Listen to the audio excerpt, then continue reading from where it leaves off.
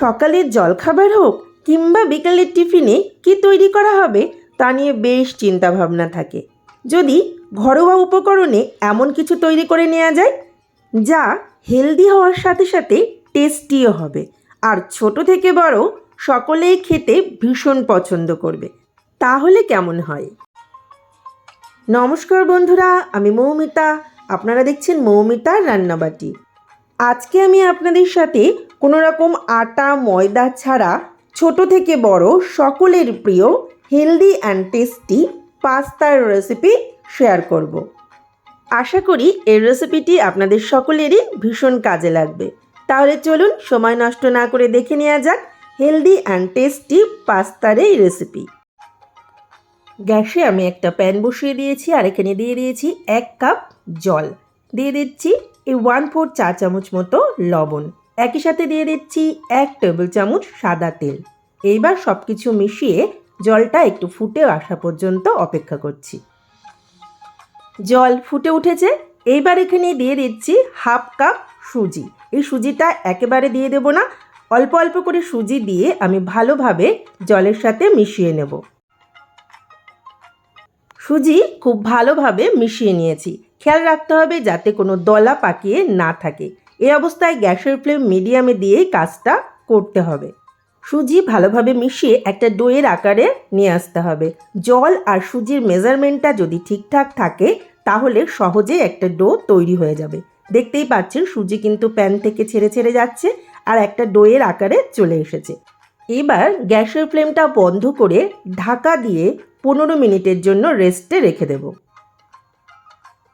প্রায় 15 মিনিট পর সুজির এই ডো একটা প্লেটের মধ্যে নিয়ে নিচ্ছি।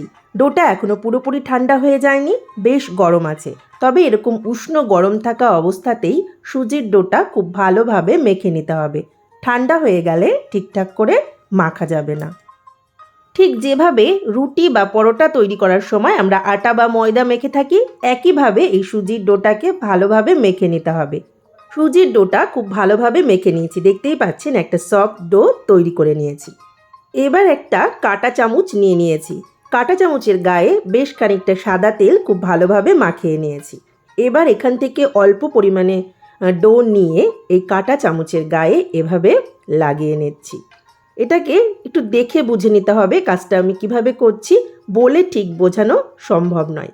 এই যে এবার এটাকে হাত দিয়ে এভাবে গুটিয়ে নিচ্ছি। দেখুন কত সুন্দর একটা পাস্তার ডিজাইন তৈরি হয়ে গেছে। আমি আপনাদের সুবিধার জন্য আরেকটি তৈরি করে দেখাচ্ছি। একইভাবে আমি কিছুটা ডো নিয়ে এভাবে কাঁটা চামচের গায়ে লাগিয়ে দিচ্ছি, তারপর এভাবে হাত দিয়ে গুটিয়ে নিচ্ছি। এভাবে আমি সমস্ত পাস্তাগুলো তৈরি করে নেব। খুব সহজেই কিন্তু এই পাস্তাগুলোকে তৈরি করে নেওয়া যায়, যা দোকানের পাস্তার থেকেও অনেক বেশি হেলদি। এই যে এভাবে আমি সমস্ত পাস্তাগুলোকে তৈরি করে নিয়েছি। এখানে আমি একটা মিক্সিং জারের মধ্যে একটা বিটের অর্ধেকটাকে এভাবে ছোট ছোট টুকরো করে কেটে নিয়েছি। এবার সামান্য জল দিয়ে এই বিট ভালো করে পেস্ট করে নেব। গ্যাসে একটা প্যান বসিয়ে এখানে 1 কাপ জল দিয়ে দিয়েছি, আর একই সাথে দিয়ে দিচ্ছি যে বিটের পেস্টটা তৈরি করে নিলাম সেই বিটের পেস্ট। এবার এই জলটা ভালোভাবে ফুটিয়ে নেব। আমি এখানে বিটের পেস্টটা ব্যবহার করেছি পাস্তাগুলোকে একটু কালারফুল করার জন্য। দেখুন জলটা ভালোভাবে ফুটে উঠেছে।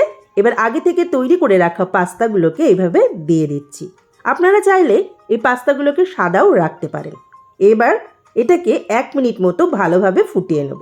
দেখতেই পাচ্ছেন বেশ ভালোভাবে ফুটে উঠেছে, পাস্তাগুলো সেদ্ধ হয়ে গেছে। এবার পাস্তাগুলো ভালোভাবে জল ঝরিয়ে ঠান্ডা করে নেব। গ্যাসে আমি একটা কড়াই বসিয়ে দিয়েছি, আর এখানে দিয়ে দিচ্ছি 1 চা চামচ সাদা তেল। তেল গরম হয়ে গেছে। এবার এখানে আমি একটা ডিম লবণ দিয়ে ভালোভাবে ফেটে রেখেছিলাম, সেই ডিমটা দিয়ে দিলাম। এই ডিমের ভুজিয়া তৈরি করে নেব। ডিমটা খুব কড়াভাবে ভাজবো না। দেখতেই পাচ্ছেন ভুজিয়াটা তৈরি হয়ে গেছে। এবার এটাকে নামিয়ে নেব। একই কড়াইয়ে আমি দিয়ে দিচ্ছি 2 টেবিল চামচ সাদা তেল। তেলটা গরম হয়ে গেছে। এবার এখানে দিয়ে দিচ্ছি 3 কোয়া কুচানো রসুন। রসুন কুচিগুলোকে ভালোভাবে লাল লাল করে ভেজে নেব। আপনারা যদি রসুন খেতে খুব একটা পছন্দ না করেন তাহলে একটু কমিয়েও দিতে পারেন। এবার এখানে দিয়ে দিচ্ছি টুকরো করে কেটে রাখা গাজর, দিয়ে দিচ্ছি সামান্য কিছু বিনস। এইবার সমস্ত কিছু খুব ভালোভাবে ভাজা ভাজা করে নেব। দিয়ে দিচ্ছি স্বাদ মতো লবণ। লবণ দিয়েও খুব ভালোভাবে মিশিয়ে নিচ্ছি। আপনারা চাইলে এখানে আপনাদের পছন্দ মতো যে কোনো সবজি ব্যবহার করতে পারেন। সমস্ত সবজি আমি খুব বেশি ভাজবো না, যাতে সবজির ক্রাঞ্চি ভাবটা বজায় থাকে, তাই হালকাভাবে ভেজে নেব। এতে কি হবে, খেতে ভালো লাগবে। এবার এখানে দিয়ে দিচ্ছি কিছুটা মটরশুঁটি। এভাবে পাস্তার সাথে বিভিন্ন সবজি দিয়ে দিলে বাচ্চারা অনায়াসেই খেয়ে নেবে। সব কিছু ভালোভাবে মিশিয়ে নিয়েছি। এবার এখানে দিয়ে দিচ্ছি 1 চা চামচ কুচানো আদা। একই সাথে দিয়ে দিচ্ছি 4টে কুচানো কাঁচা লঙ্কা। তবে ঝালটা আপনারা কেমন খান সেটা বুঝেই ব্যবহার করবেন। সব কিছু খুব ভালোভাবে মিশিয়ে নিয়েছি। এইবার এখানে দিয়ে দিচ্ছি একটা পেঁয়াজ কুচি। আমি এখানে এই পেঁয়াজগুলোকে বড় বড় টুকরো করে কেটে নিয়েছি। আর দিয়ে দিচ্ছি কিছুটা ক্যাপসিকাম। ক্যাপসিকামটাকেও আমি একইভাবে কেটে নিয়েছি। এগুলোকেও খুব ভালোভাবে মিশিয়ে নিচ্ছি। সব কিছু ভালোভাবে মিশিয়ে নিয়েছি। এইবার এখানে দিয়ে দিচ্ছি 1 টেবিল চামচ টমেটো সস। দিয়ে দিচ্ছি 1 চা চামচ রেড চিলি সস। আপনারা চাইলে গ্রিন চিলি সসও ব্যবহার করতে পারেন। দিয়ে দিচ্ছি 1 চা চামচ সয়া সস। এবার সমস্ত কিছু খুব ভালোভাবে মিশিয়ে নিচ্ছি। সস দিয়েও খুব ভালোভাবে মিশিয়ে নিয়েছি। এইবার এখানে দিয়ে দিচ্ছি আগে থেকে সেদ্ধ করে রাখা এই পাস্তা। বিটের জুস দেওয়ার জন্য পাস্তাগুলো বেশ কালারফুল হয়েছে।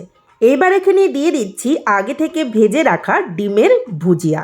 এইবার সমস্ত কিছু খুব ভালোভাবে মিশিয়ে নিচ্ছি। তাহলে দেখলেন তো বন্ধুরা, কত সহজে বাড়িতে আমরা এরকম হেলদি পাস্তা তৈরি করে নিতে পারি, যা সকাল বিকালের জলখাবারে সকলেই খেতে ভীষণ পছন্দ করবে। দিয়ে দিচ্ছি বেশ কিছুটা স্প্রিং অনিয়ন কুচি। তবে এটা পুরোপুরি অপশনাল, আপনাদের হাতের কাছে না থাকলে বাদ দিয়েও দিতে পারেন। এবার সব কিছু খুব ভালোভাবে মিশিয়ে নিচ্ছি। আপনারা চাইলে সুজির এই পাস্তা তৈরি করে কোনো এয়ারটাইট কন্টেনারে করে সংরক্ষণ করে রাখতে পারেন। যেদিন মনে করবেন পাস্তা তৈরি করবেন, সেদিন সবজির সাথে মিশিয়ে নিলেই হবে। পাস্তা পরিবেশনের জন্য তৈরি। এবার এটাকে নামিয়ে নেব। ঘরে তৈরি এই পাস্তা দেখতে যতটা কালারফুল, খেতেও অসাধারণ। এখন থেকে আর স্বাস্থ্যের কথা ভেবে পাস্তা খাওয়া থেকে বিরত থাকতে হবে না। প্রতিদিনই সকাল কিংবা বিকেলের জলখাবারে তৈরি করে নিতে পারেন এই ঘরে তৈরি হেলদি অ্যান্ড টেস্টি পাস্তা, যা ছোট থেকে বড় সকলেই কাড়াকাড়ি করে খাবে।